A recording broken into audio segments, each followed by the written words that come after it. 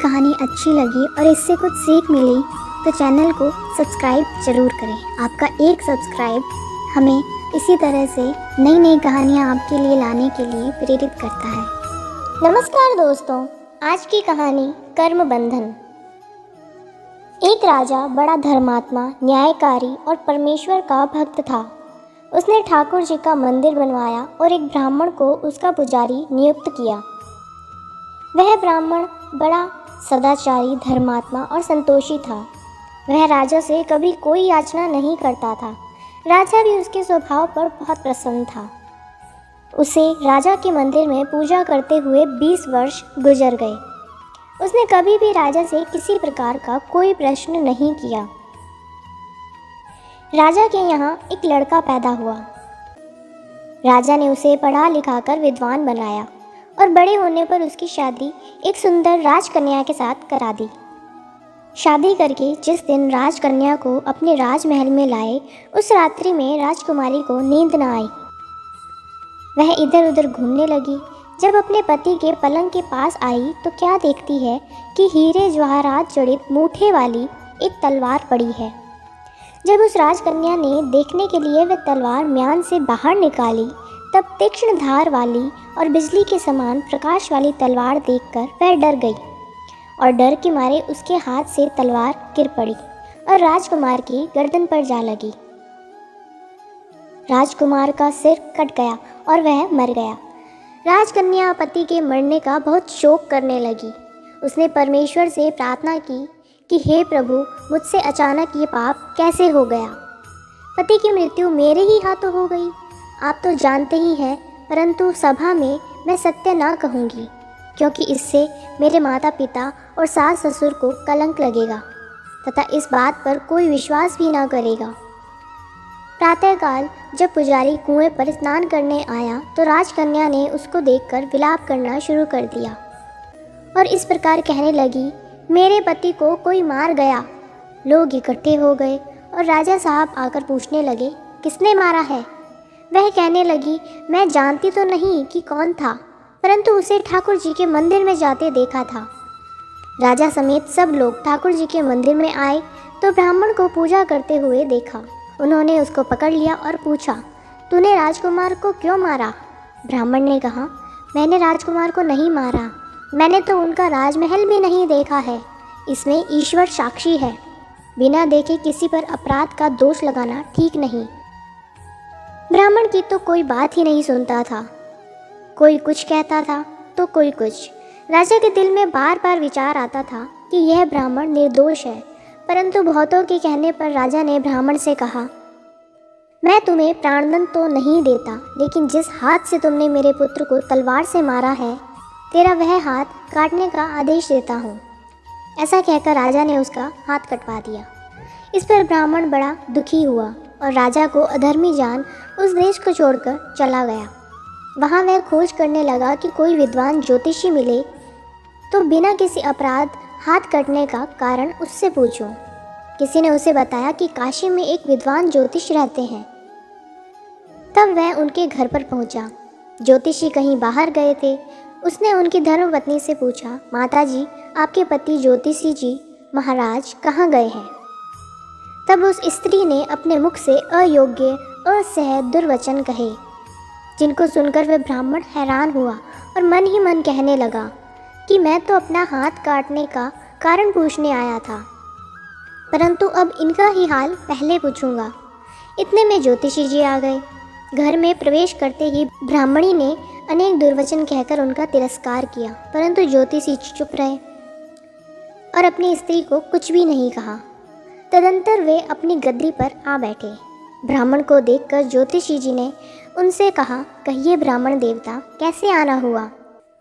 आया तो था अपने बारे में पूछने के लिए, परंतु पहले आप अपना हाल बताइए कि आपकी पत्नी अपनी जुबान से आपका इतना तिरस्कार क्यों करती है, जो किसी से भी नहीं सहा जाता और आप सहन कर लेते हैं। इसका क्या कारण है। ज्योतिषी जी ने बोला, यह मेरी स्त्री नहीं, मेरा कर्म है। दुनिया में जिसको भी देखते हो, अर्थात भाई, पुत्र, शिष्य, पिता, गुरु, संबंधी, जो कुछ भी है, सब अपना कर्म ही है। यह स्त्री नहीं, मेरा किया हुआ कर्म ही है और यह बिना भोगे कटेगा नहीं। अपना किया हुआ जो भी कुछ शुभ अशुभ कर्म है वह अवश्य ही भोगना पड़ता है। बिना भोगे तो सैकड़ों करोड़ों कल्पों के गुजरने पर भी कर्म नहीं टल सकता।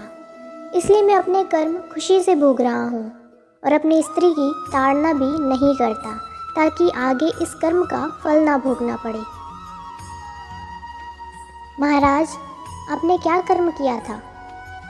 ब्राह्मण ने पूछा। ज्योतिषी जी बोले, सुनिए, पूर्व जन्म में मैं कौवा था और मेरी स्त्री गधी थी।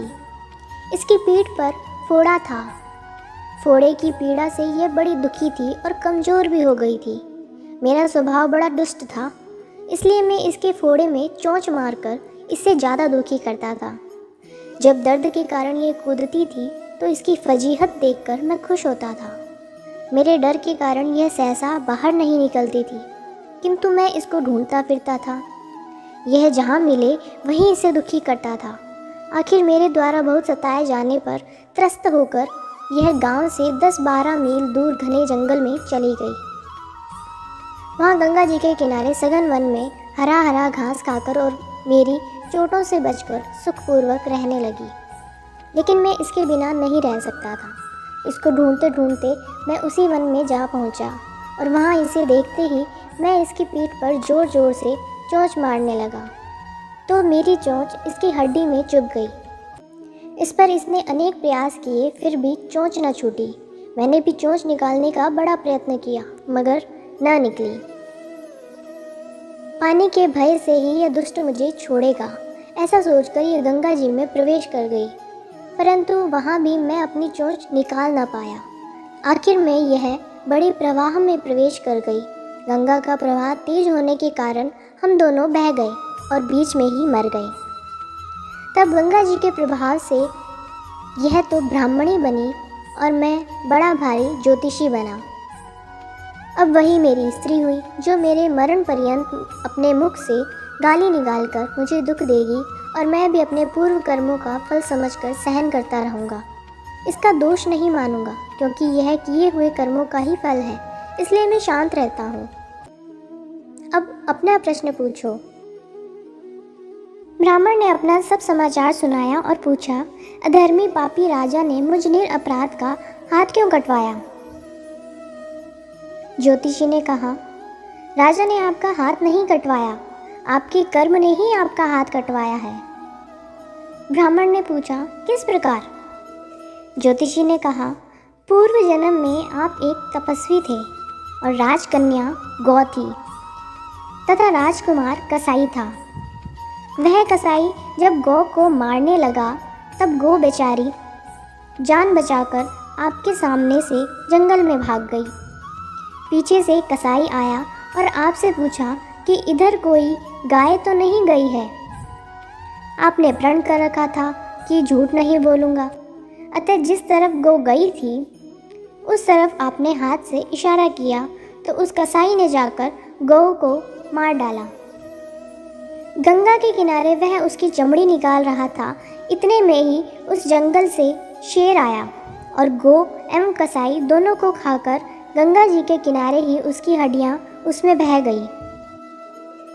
गंगा जी के प्रताप से कसाई को राजकुमार और गौ को राजकन्या का जन्म मिला और पूर्व जन्म के किए हुए उस कर्म ने एक रात्रि के लिए उन दोनों को इकट्ठा किया। क्योंकि कसाई ने गौ को हंसिए से मारा था, इसी कारण राजकन्या के हाथों अनायास ही तलवार गिरने से राजकुमार का सिर कट गया और वह मर गया। इस तरह अपना फल देकर कर्म निवृत्त हो गया। तुमने जो हाथ का इशारा रूप कर्म किया था उस पाप कर्म ने तुम्हारा हाथ कटवा दिया है। इसमें तुम्हारा ही दोष है, किसी अन्य का नहीं। ऐसा निश्चय कर सुखपूर्व रहो। कितना सहज है ज्ञान संयुक्त जीवन। यदि हम इस कर्म सिद्धांत को मान लें और जान लें तो पूर्वकृत घोर से घोर कर्म का फल भोगते हुए भी हम दुखी नहीं होंगे, बल्कि अपने चित्त की समता बनाए रखने में सफल होंगे।